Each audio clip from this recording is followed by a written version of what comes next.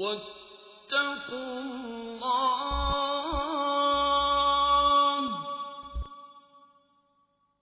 إن الله شديد العقاب.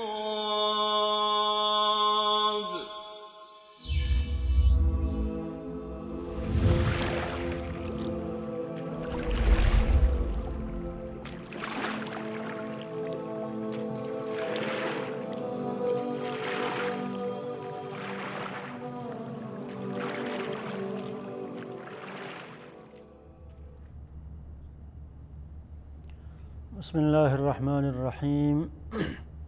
الحمد لله رب العالمين، وأصلي وأسلم على المبعوث رحمة للعالمين نبينا محمد وعلى آله وصحبه أجمعين. دوستان نهایت گرامی، بینندگان محترم و مکرم شبکه جهانی وصال حق، السلام علیکم و رحمت الله و برکاته. با شما هستم در قسمت 50 برنامه خودتان، برنامه احکام فقهی در پرتو احادیث نبوی. در قسمت های گذشته دوستان عزیز، درسهای ما در مورد کیفیت یا چگونگی نماز بود، صفت صلات، باب صفت صلات یعنی باب کیفیت و چگونگی نماز، و در کیفیت و چگونگی تکبیر تحریمه و بلند کردن دستها در وقت تکبیر تحریمه و در وقت رفتن به رکوع و استاد شدن از رکوع، و همچنین در مورد خواندن دعای استفتاح و خواندن سوره فاتحه. این مسائل را در روشنایی احادیث گهرباری رسول اکرم صلی الله علیه و سلم در چند قسمت گذشته این برنامه خدمت شما تقدیم کردم، و این قسمت برنامه ما هم ادامه عموم مطالب سابق است، و در این قسمت هم در مورد گفتن آمین بعد از وللضالین که چه حکم داره، و باید و اختلاف علما در مورد از اینکه جهرا گفته شود یا خفیتا گفته شود، و همچنین در مورد شخصی که از قرآن چیزی یاد نداره، قرآن را یاد کرده نمیتونه، آیا بجای از او میتواند که ادعیه‌ای در نماز بخوانه، و همچنین در مورد از اینکه بعد از خواندن سوره فاتحه ضم سوره خواندن دیگر سوره یا خواندن دیگر آیات در کدام رکعت‌های نماز مشروع است و در کدام رکعت‌های نماز نیست. این مسائل را در پرتو احادیث رسول اکرم صلی الله علیه و سلم در این قسمتی از برنامه خدمت شما تقدیم میکنم. اولا در مورد گفتن آمین و مشروعیت آمین. آمین دوستان عزیز معنایش است اجیب دعاءنا، ای بار الها دعای ما را قبول بکن. وقتی که نمازگزار در سوره فاتحه را میخواند در نماز و میگوید که اهدنا الصراط المستقیم صراط الذین انعمت علیهم غیر المغضوب علیهم ولا الضالین، از دربار الهی دعا میکند که ای بار الها من را براه مستقیم، براه راست هدایت کن، برای کسایی که تو بر آنها انعام کرده ای، نه برای گمراهان، نه برای کسایی که تو بر آنها غضب کرده ای که مراد از او یهود است، و نه برای کسایی که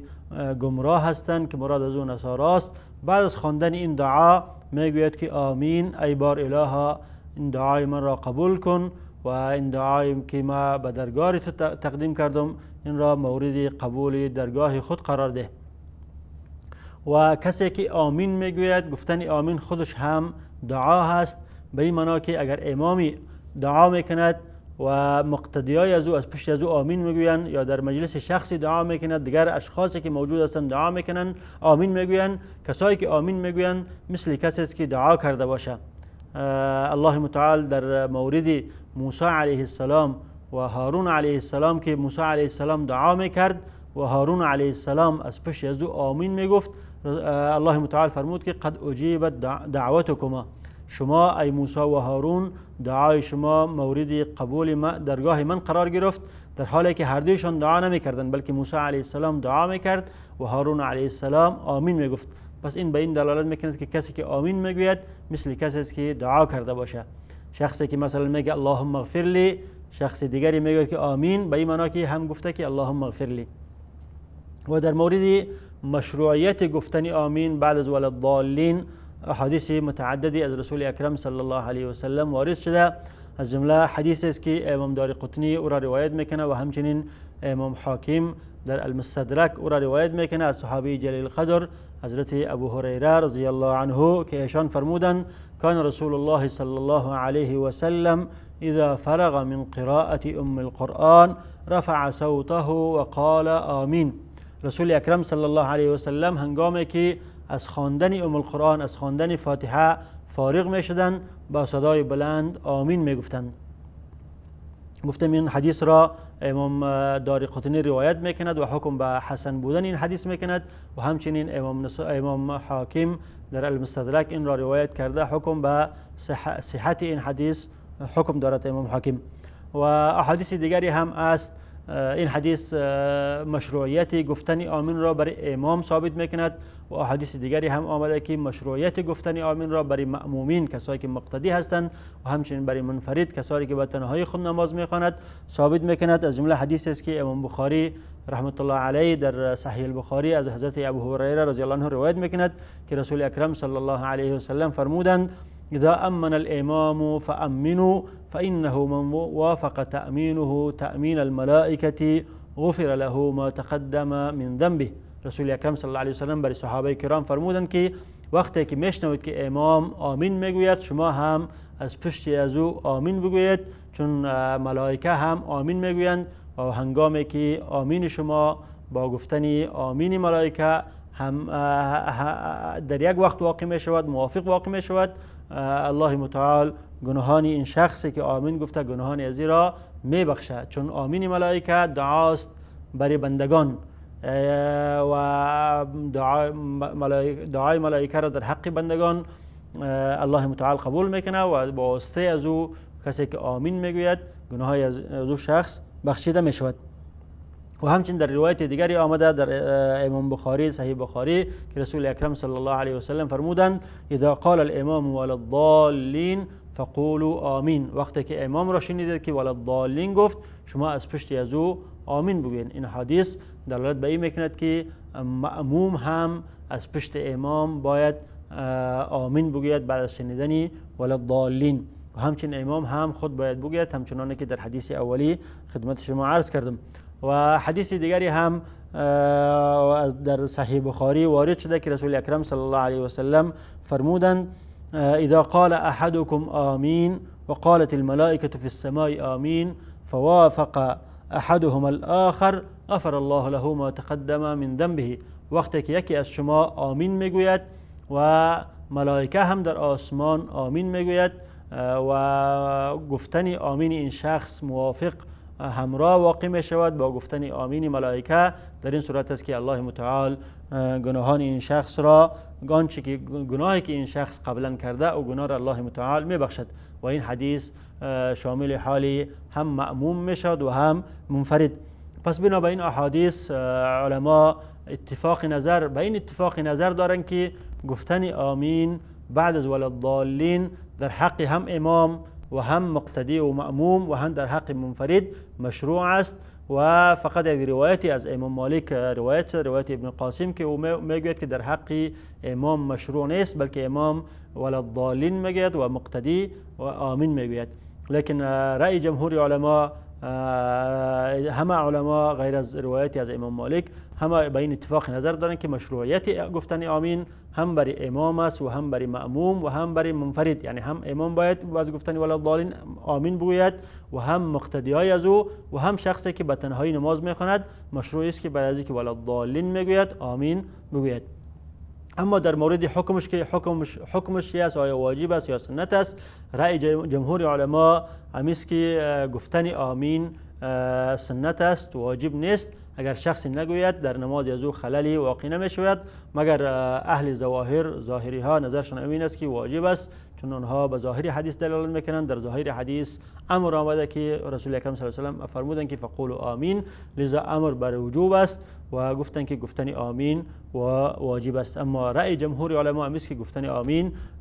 بعد از وللضالین در حق هم امام و هم در حق منفرد و هم در حق مأمون در حق همگی سنت است و واجب نیست. اگر شخصی نگفت در نمازش نقصی وارد نمی شود. موضوع دیگر این است که آیا جهرن گفته شود یا خفیتن گفته شود. این موضوع است که در بین علمای مذاهب اختلاف است. مذهب شافعی و همچنین مذهب حنابلة، امام احمد و عده دیگری از علمای حدیث مثل اسحاق بن راهوی و امام ثوری و دیگر علمای حدیث نظرشون همی است که آمین باید جهرن گفته شود. و اما امام ابو حنیفه رحمت الله علیه و علمای کوفه و امام طبری و بعض علمای دیگری نظرشون این است که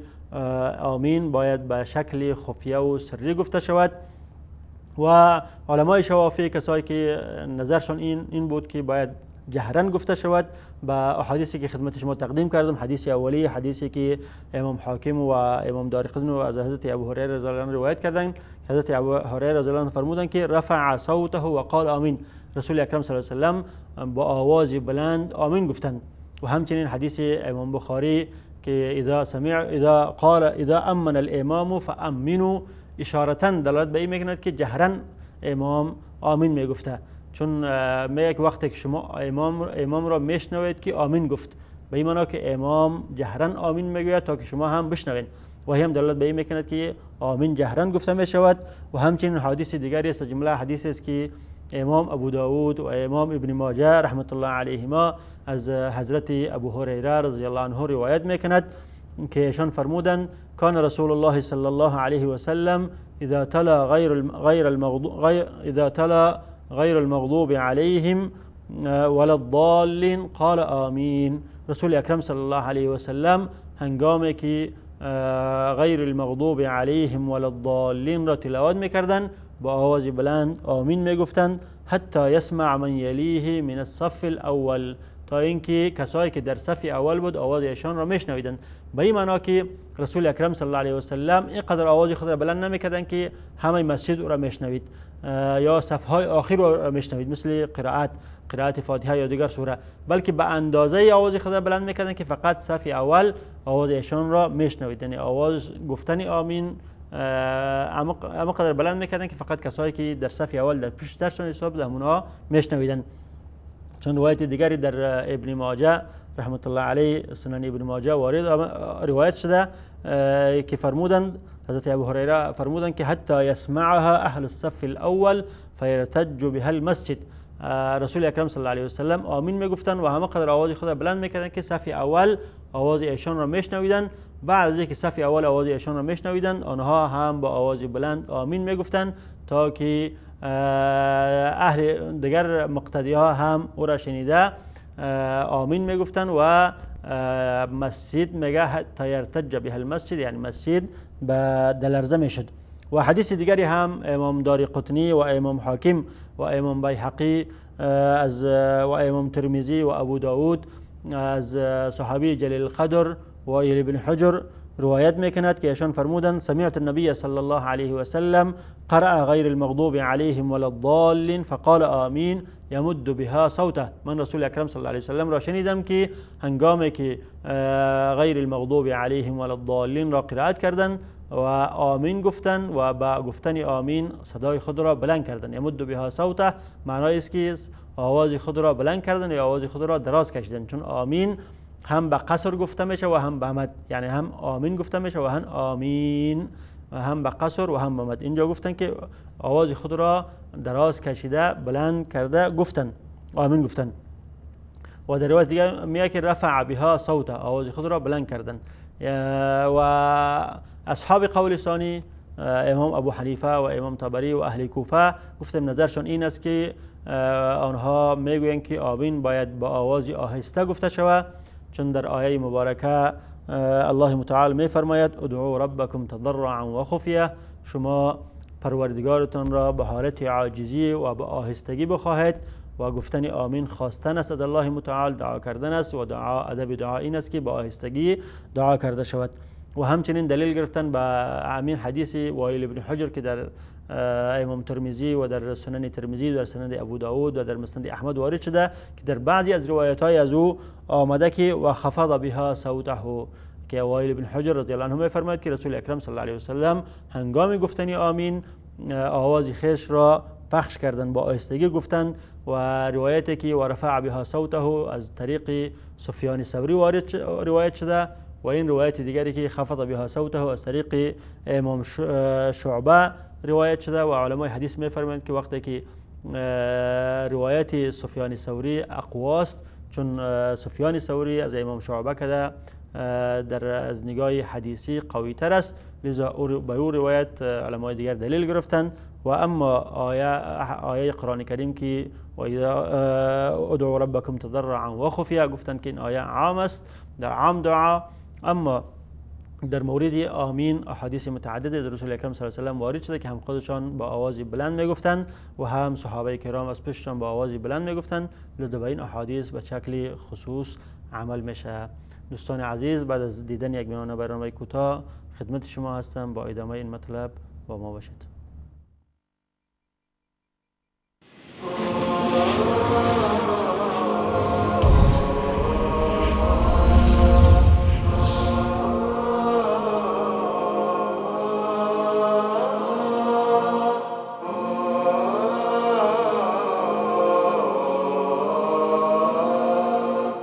هدي الحبيب يقودني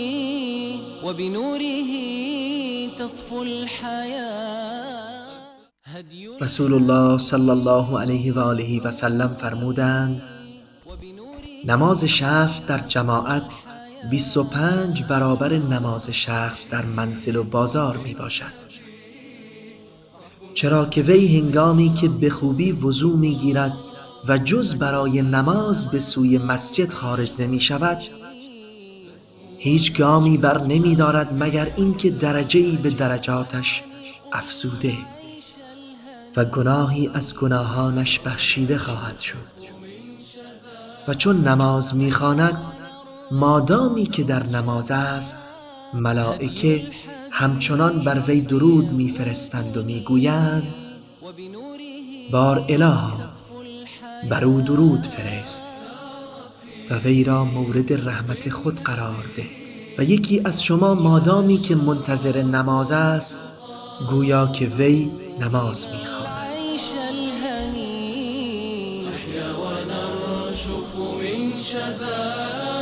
نحيا ونرشف من شذا. بسم الله الرحمن الرحیم. دوستان عزیز، با سلام مجدد خدمت شما دوستان عزیز هستم و موضوع دیگری که تعلق میگیره برمیخوره با موضوع ما با صفت صلات این است که اگر شخصی نتواند که در نماز قرآن بخواند، یعنی قرآن خواندن را هیچ آیه از آیات قرآن کریم نه سوره فاتحه نه آیات دیگری را یاد داشته باشد، نتواند که حفظ بکند، آیا ادعیه دیگری قائم مقام خواندن سوره فاتحه یا خواندن قرآن کریم در نماز می شود یا نمی شود؟ این موضوع را رسول اکرم صلی الله علیه و سلم در حدیثی برای ما حل نموده، حدیثی که امام احمد و امام ابو داود و امام نسائی و همچنین ابن حبان و امام حاکم و علمای دیگری از صحابی جلیل القدر عبدالله بن ابی اوفا، عبدالله بن قیس اسلمی، ابو ابراهیم، شخصی که در غزوه حدیبیه و در غزوات دیگری با رسول اکرم صلی الله علیه و سلم شرکت کرده بود و صحابی جلیل القدر بود و بعد از وفات رسول اکرم صلی الله علیه و سلم به کوفه رفته، در آنجا معلم مردم بود و در راه الله به جهاد برآمده بود و اخیرا در کوفه آخرین صحابی بود که از این دنیا رحلت نمود. این صحابی جلیل القدر روایت میکند که جاء رجل الى النبي صلی الله علیه و سلم فقال، یک روزی یک شخصی نزد رسول اکرم صلی الله علیه و سلم آمد و گفت انی لا استطیع ان آخذ من القرآن شیئا، من نمیتونم که چیزی از قرآن کریم یاد کنم، از قرآن کریم چیزی نه یاد دارم نه یاد کرده میتونم، فعلمنی ما یجزینی منه، ای رسول خدا تو برای ما ادعیه را یاد بده که او را بخوانم و با خواندن از او از خواندن قرآن کریم در نماز بجای از او کفایت بکنه، چون ما از قرآن کریم چیزی یاد ندارم که در نماز بخوانم. فقال رسول اکرم صلی الله علیه و سلم برای این شخص فرمود قل سبحان الله والحمد لله ولا اله الا الله والله اکبر ولا حول ولا قوة الا بالله العلی العظیم. تو به جای قرآن کریم این دعا را در نماز بخوان که سبحان الله والحمد لله ولا اله الا الله والله اکبر ولا حول ولا قوة الا بالله العلی العظیم. پاکیست الله متعال را و حمد و ثنا برای از اوست و جز الله متعال الهی در این کون موجود نیست و الله بزرگ و برتر است و حول و قوت الهی جز حول و قوت الهی برای ما دیگر حول و قوتی نیست.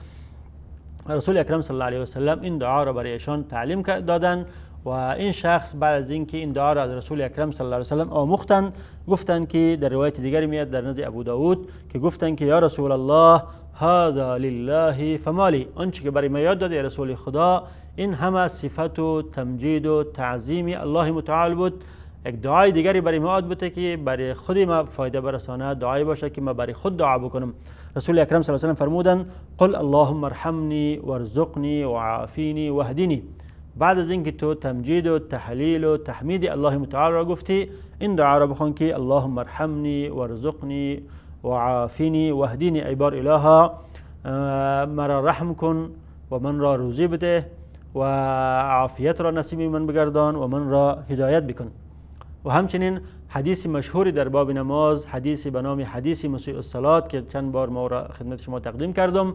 و با روایت های متعددی از رسول اکرم صلی الله علیه و سلم روایت شده. در یکی از روایت های از او که در ابو داود است آمده که رسول اکرم صلی الله علیه و سلم برای این شخص فرمود اذا کان معك قرآن فاقرأ و الا فاحمد الله و کبره و هلله ثم ارکع. اگر قرآن یاد داری، آیاتی از قرآن کریم یاد داری، تو با این آیات را بعد از گفتن تکبیر تحریمه بخوان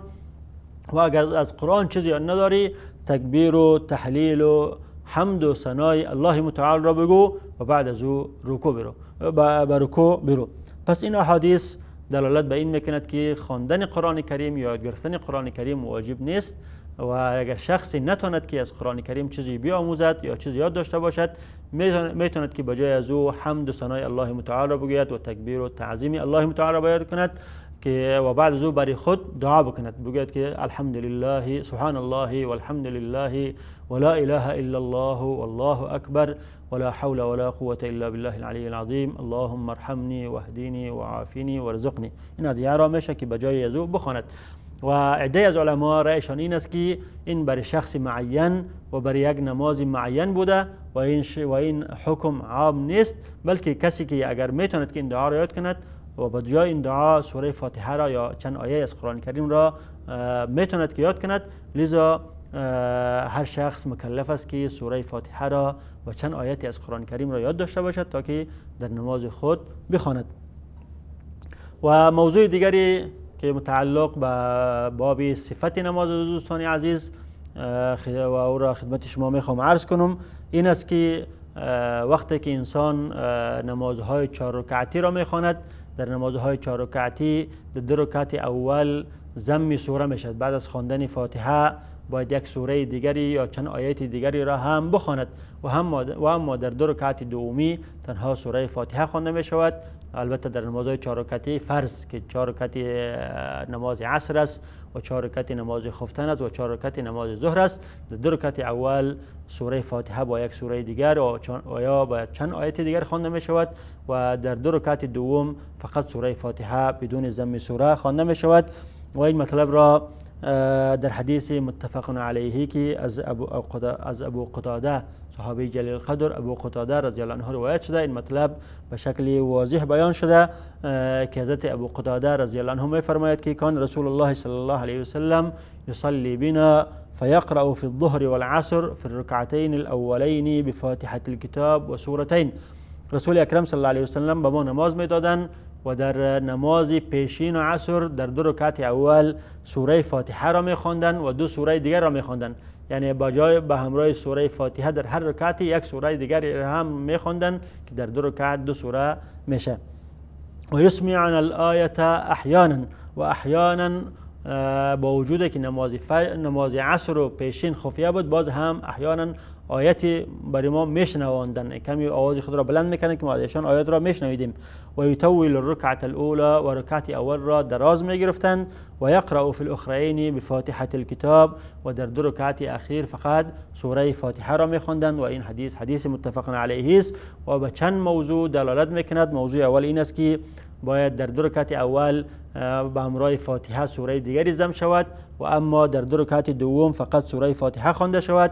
و موضوع دوم این است که جواز داره که انسان یا امام در نماز خفیه کمی آواز خود را بلند بکند و خفیه خواندن از امور واجبی نیست، و اگر کسی که در نماز خفیه آواز خود را بلند کرد سر از سجده سهو نمی شود. و این مطلب در این حدیث بیان شده و در احادیث دیگری هم، از جمله حدیثی است که امام نسائی از صحابی جلیل القدر برای بن عازب روایت میکند که ایشان فرمودند كنا نصلي خلف النبي صلى الله عليه وسلم الظهر ونسمع منه الآية بعد الآية من سورة لقمان والذاريات، که ما عقیبی پشت رسول اکرم صلی الله علیه وسلم نماز ظهر را میخواندیم و ایشان سوره لقمان و ذاریات را میخواندند و احیانا یک آیت را برای ما پشت آیت دیگر میشنواندند، یعنی یک آیت را خفیه میخواندند بعد آیت دیگر آواز خود را کمی بلند میکردند که ما میشنویدیم.